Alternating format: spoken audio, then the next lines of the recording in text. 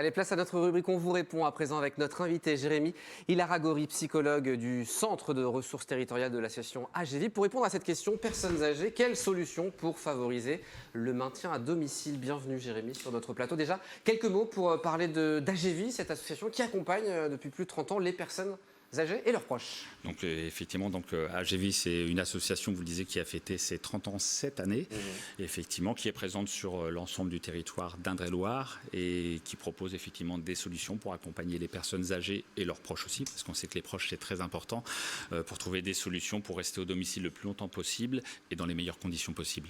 Alors justement, il y a des solutions, mais justement, quand il y a des solutions, c'est qu'il y a des difficultés. Quelles sont les difficultés rencontrées aujourd'hui par les personnes face à ce maintien à domicile? C'est quoi les principales difficultés? Alors c'est vrai que si on pense effectivement au maintien à domicile, on pense effectivement les difficultés que peuvent rencontrer les personnes âgées qui sont fragilisées ou en situation de perte d'autonomie. Et alors il y a plusieurs difficultés qui peuvent se poser. Une des premières difficultés, ça peut être par exemple un logement inadapté, c'est-à-dire pour une personne qui a des difficultés pour se déplacer, qui a des troubles de l'équilibre, et effectivement être dans un logement où pour pouvoir accéder à certains espaces de vie comme la chambre ou la salle de bain, c'est à l'étage, il faut monter un escalier. Ça peut être une difficulté, voire une mise en danger. Dans les autres difficultés qu'on peut avoir effectivement aussi, il y a l'isolement social. On sait effectivement qu'au niveau du territoire, en plus, il y a beaucoup de disparités. Il y a certaines zones du territoire où les personnes sont très isolées. On sait aussi qu'il y a des personnes, quand bien même ils ont des aidants familiaux, parfois la difficulté, c'est que les aidants familiaux parfois s'épuisent. Et parfois, ça peut être aussi une source de difficulté pour le maintien à domicile.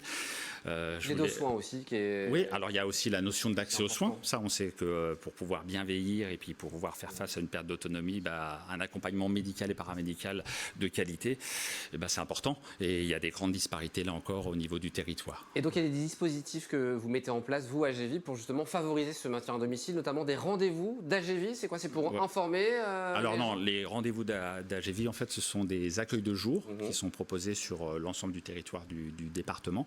En fait, c'est la possibilité pour des personnes âgées de venir passer une journée avec des activités de la vie quotidienne et des activités conviviales. Le but, c'est vraiment de pouvoir maintenir le lien social. C'est parfois une solution de répit aussi pour les aidants, effectivement, pour pouvoir se reposer parfois.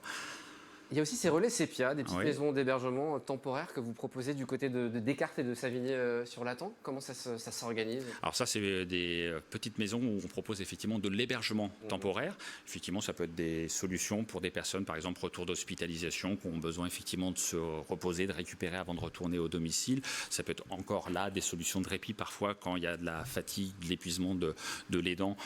Puis c'est aussi une possibilité de maintien de vie sociale, effectivement, puisque là aussi, il y a beaucoup de convivialité, il y a des activités, c'est une manière pour les personnes sur leur territoire, leur commune, de pouvoir maintenir du lien avec les autres. Oui. Et puis, rester à domicile, c'est aussi changer de chez soi, c'est important de le dire et de le répéter. Parfois, on a une maison qui est trop grande, qui n'est pas adaptée, il faut changer de maison. Exactement, parfois, et effectivement, AGV, en lien avec les collectivités locales, propose de l'habitat inclusif, donc ce sont des logements qui sont adaptés, et effectivement, on va proposer aux personnes aussi un accompagnement. C'est souvent des coordinatrices, animatrices qui vont pouvoir faire de l'accompagnement, effectivement, sur du conseil, sur de l'aide aussi, parce que ça, c'est aussi une source de difficulté pour beaucoup de personnes, c'est qu'il existe des aides, mais parfois engager les démarches administratives et financières, c'est parfois compliqué. Donc, avoir l'appui de ces professionnels qui viennent les aider, ça, c'est une chose très, très importante. Et puis, il y a aussi la notion, effectivement, de veille, de pouvoir répondre aux difficultés quand elles se présentent. Et puis, depuis septembre dernier, vous avez ouvert le Centre de ressources territoriales, le CRT. Est-ce qu'on peut en dire quelques mots en quelques secondes? Oui, alors les centres de ressources territoriaux, parce qu'il y en a plusieurs, c'est porté en fait par l'Agence régionale de santé. Donc en fait, l'idée, c'est qu'il y ait des CRT dans l'ensemble du territoire national.